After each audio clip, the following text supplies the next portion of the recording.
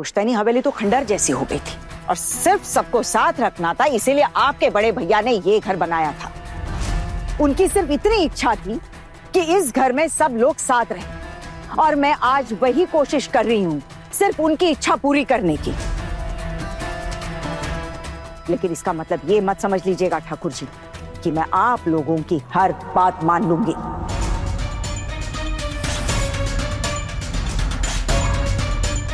बड़ी मामी, आप मेरी माँ से इस तरह बात नहीं कर सकती हैं। बस बोलटू, जब दो बड़े बात करें तो तुझे बीच में बोलने की जरूरत नहीं है।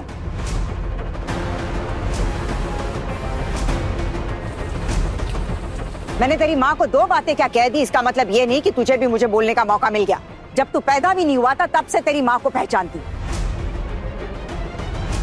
और तब से इनका ख्याल रख रही हूं मैं।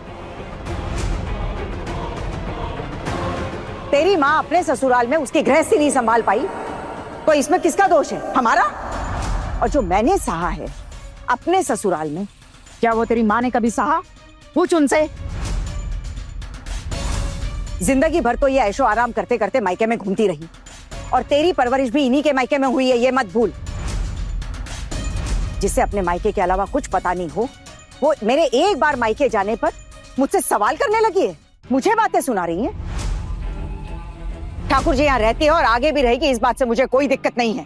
लेकिन आइंदा पहले जैसा बर्ताव करने की अगर कोशिश आपने मेरे साथ की तो आपके लिए बहुत कष्टदायक होगा, ये याद रखिए।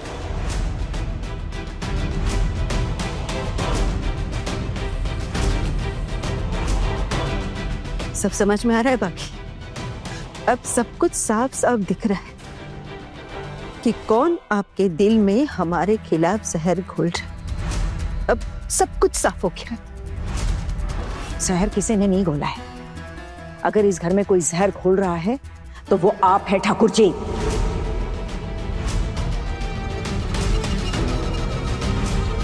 आप ये क्यों भूल रही है कि इस घर की हर चीज पर मेरी नजर है? बस अब आप मेरा मुंह मत खुलवाइए। सब जानती हूँ कि किसने क्या किया है इस घर में। क्या कह रही हो आप? हाँ? कि जो कुछ भी हुआ है वो मैंने किया है, ये कहना चाहती है? क्या किया है मैंने भाभी? बताइए ना मुझे, क्या कहना चाहती है आप?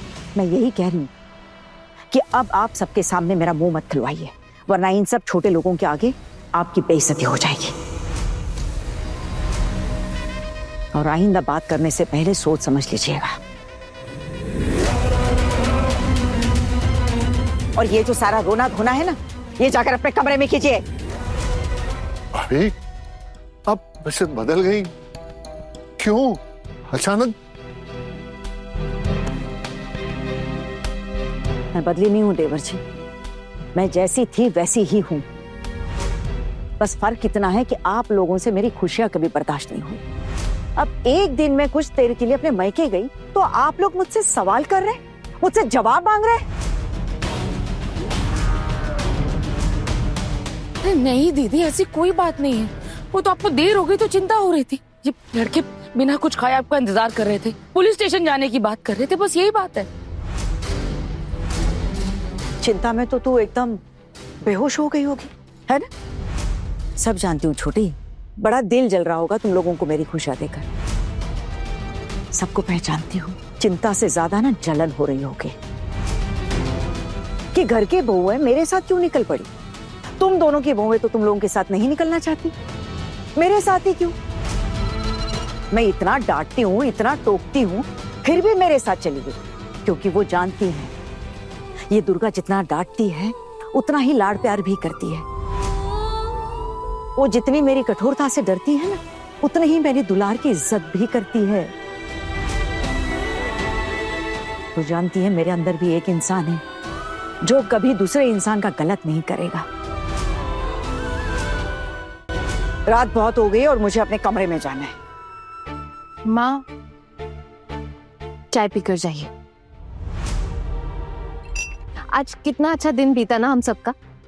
लगा था घर आएंगे तो घर पे भी खुशियों का माहौल होगा, पर यहाँ तो अलग ही झमेला चल रहा है।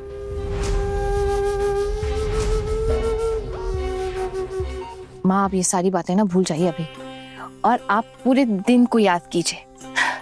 आज लगभग आपकी 10 साल उम्र कम हो गई। और जानती है क्यों? क्योंकि आज आप बहुत खुश थी, इसीलिए। पिशिमा और चाची जी कभी आपके साथ जाना चाहे तो इन्हें भी अपने साथ ले जाना माँ, फिर शायद इन्हें भी समझ आए। खबरदार, इतनी हिम्मत दिखाने की जरूरत नहीं है। इतनी हिम्मत तुझ में आती कहां से है? और हमारे पास कोई और काम नहीं है क्या? जहां अब तक नहीं गए वहां आप क्यों जाएंगे भला? मैं तो अपने मायके तक नहीं जाती। तेरे मायके तुझे पूछता ही कौन है छोटी? और फिर जाएगी भी कैसे अपने मायके? तुझे तो शादी के बाद ही पराया कर दिया तेरे मायके वालों ने। मेरे मायके वालों ने भी मुझे पराया कर दिया था, लेकिन मेरे ससुराल के चलते। तेरी तो कहानी ही अलग है छोटी। तेरे माँ बाबा के मरने के बाद उन्होंने तो तुझे कभी पूछा ही नहीं। तेरे भाइयों ने तुझे एक बार के लिए भी याद नहीं किया। तुझे तो बिल्कुल ही भूल गए वो लोग। एक बार भी मायके नहीं बुलाया। और फिर मैंने तो तुझे कभी नहीं रोका वहां जाने से। लेकिन अब तू ही सोच, अब जाएगी तो जाएगी कहाँ? तेरे मायके वाले तो तुझे अपना मानते ही नहीं है।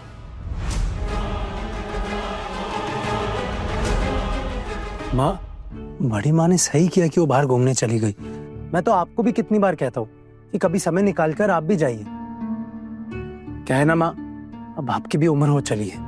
अब आप अपनी खुशी के बारे में नहीं सोचेंगी तो फिर कब सोचेंगी?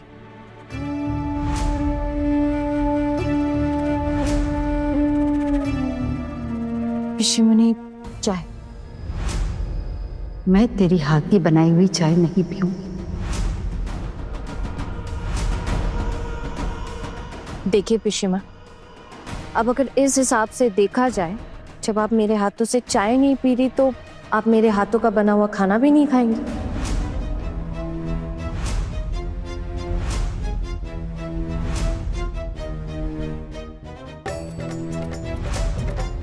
हर रोज तो दीदी लोग खाना नहीं बनाएंगी ना, कभी कभी तो मैं भी बनाऊंगी। तब आप क्या करेंगी? भूखी रहेंगी उस दिन? नहीं, मतलब अगर आप ऐसा ही करना चाहती है तो ठीक है, मैं आपको चाय पीने के लिए भी नहीं बोलूंगी फिर। क्या कहा? देखा छोटू, देखा? देख रहा है इस लड़की को? संभाल ले इसे अभी भी। किस तरह बात कर रही है मेरी माँ से। आना, मैंने आपको कुछ समझाया था, आपको याद है? अभी ये बात रहने दो ना। पिशिमोनी आपसे बड़ी है, ऐसी बातें मत बोलो उनको। लेकिन मैंने कौन सी गलत बात कर दी? मैं तो सिर्फ पिशिमनी आगे क्या करेंगी ये जानना चाह रही थी। अब आप खुद सोचिए, अगर कल को मैंने बोर दीदी से खाना बनाने की जिम्मेदारी ले ली तो ऐसे तो पिशिमनी खा ही नहीं पाएंगी। अब ये आगे क्या फैसला लेना चाहती है, बस यही जानना था।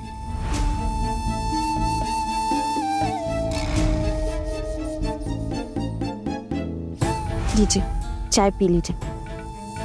आप मेरे हाथों से चाय नहीं पियेंगी तो क्या होगा? इसमें किसका फायदा है? और आप जानती हैं ना कि हमारे घर का नियम है कि कोई भी चीज बर्बाद नहीं होनी चाहिए। फिर मैं अब ये चाय किसको दूंगी? फेंकनी पड़ेगी, बर्बाद हो, इससे अच्छा आप पी लीजिए। लीजिए।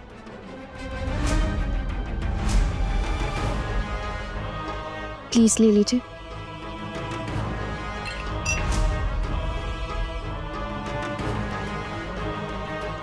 आना, मुझे चाय दो ना। जी।